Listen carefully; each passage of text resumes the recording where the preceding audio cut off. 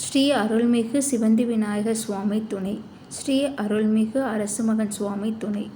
ஸ்ரீ ராமபிரான் சீதா பிராட்டியாரின் அருளோடும் அனுமனின் ஆசியுடனும் தெய்வத்திரு எனது மாமா மற்றும் தெய்வத்திரு என் அப்பாவை வணங்கி நான் இந்த பதிவை ஆரம்பிக்கிறேன். ஸ்ரீராம ஜெயம்.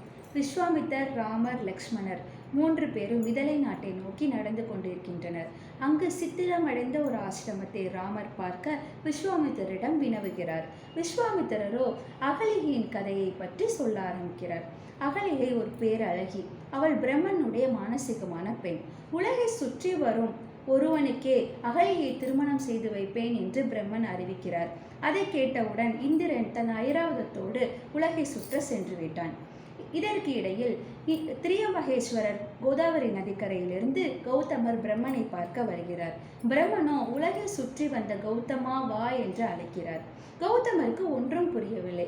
என்னிடம் ஏதப்பா வசதி, நான் எப்படிப்பா உலகை சுற்றி வர முடியும் என்று கேட்க, அதற்கு பிரம்மனும் இன்று உன் வீட்டு கொல்லப்புறத்தில் ஒரு நிகழ்வு நடந்திருக்க வேண்டுமே என்று சொல்கிறார். உடனே கௌதமரும் ஆமாம், இன்று என் வீட்டு கொல்லப்புறத்தில் என்னுடைய பசு கன்றுக்குட்டியை ஈன்றெடுத்தது என்று கூறுகிறார்.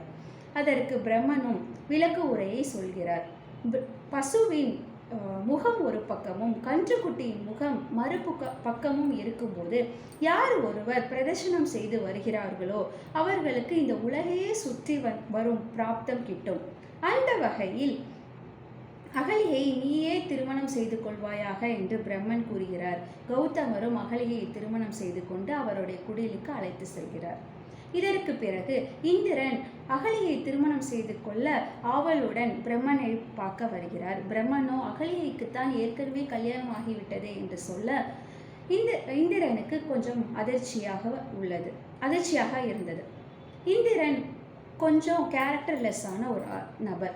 உடனே அவர் எப்படியாவது நம்ம அகலியை அடைய வேண்டும் என்று ஒரு ஆர்வத்தினால விடியறதுக்கு முன்னாடியே சேவலை கூவ வச்சு கௌதமரை நீராடுவதற்காக வெளியே சென்று விட்டார்.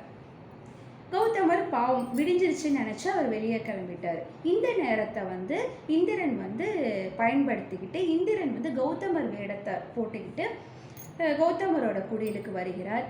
அங்கு அகலிகையும் கௌதமரும் ஒன்று கூடி மகிழ்கிறார்கள். அகலிகைக்கு ஏற்கனவே ஒரு லேசாக ஒரு டவுட்டு வந்தால் கூட கொஞ்சம் அவளும் ஸ்லிப் ஆகிடுறாங்க. இந்த நேரத்தில் வெளியில் சென்ற கௌதமர் மறுபடியும் வீடு திரும்ப கௌதமருக்கும் அகலிகைக்கும் ஒரே அதிர்ச்சியாகிவிட்டது. கௌதமர் வந்திருப்பது இந்திரன் என்று தெரிந்து கொண்டு உன்னுடைய சரீரத்தில் 1000 பிளவுகள் ஏற்பட என்று சாபம் விடுகிறார். இந்திரனோ தன்னோட 1000 பிளவுகளை எப்படி சரி செய்வது என்று புரியாமல் இந்தியாவுக்கும் ஸ்ரீலங்காவுக்கும் நடுவில் இருக்கும் நாகத்தீவில் இந்திரா தேவி என்கின்ற தேவியை தரிசித்து அவனுடைய 1000 பிளவுகளையும் ஒரு மார்க்காக மாற்றுவதற்கு முயற்சி செய்கிறார். அந்த இடத்தில் அவருக்கு சகஸ்ர ராட்சசன் என்ற பெயரும் வழங்கப்படுகிறது. கௌதமர் அகலியை பார்த்து அதிர்ஷ்யா என்று சாபம் விடுகிறார்.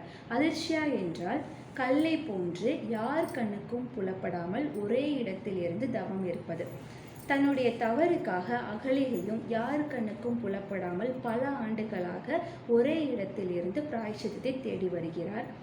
இந்த கதையை ராமர் சுவாரஸ்யமாக கேட்டுக்கொண்டே நடந்து கொண்டு வருகிறார். அந்த இடத்தில் ராமருடைய திருவடியில் ஸ்பரிசம் பெற்றது பாதுகாதேவி.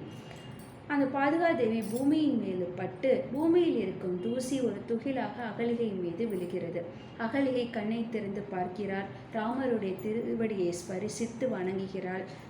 அகலிகைக்கோ நல்லுருவமும் பெறுகிறாள். ராமரோ கௌதமரையும் அகலிகையும் ராமர் சேர்த்து வைக்கிறார். ராமருடைய சிறப்பே தனக்கு நல்லது நடப்பதற்கு முன்பாகவே மற்றவர்களுக்கு நல்லதை செய்து வைத்து சந்தோஷப்படுகிறவர். தான் சீதா தேவியுடன் இணைவதற்கு முன்பதாகவே அகலிகையும் கௌதமரையும் சேர்த்து வைத்து அழகு பார்க்கிறார்.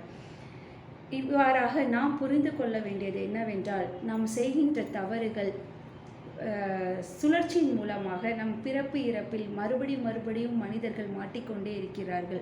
அதிலிருந்து தப்பிப்பதற்கு ஒரே வழி இறைவனின் திருவடியை பிடிப்பதே ஆகும். பிறவி பெருங்கடல் நீந்துவர் நீந்தார் இறைவனடி சேராதார். நன்றி.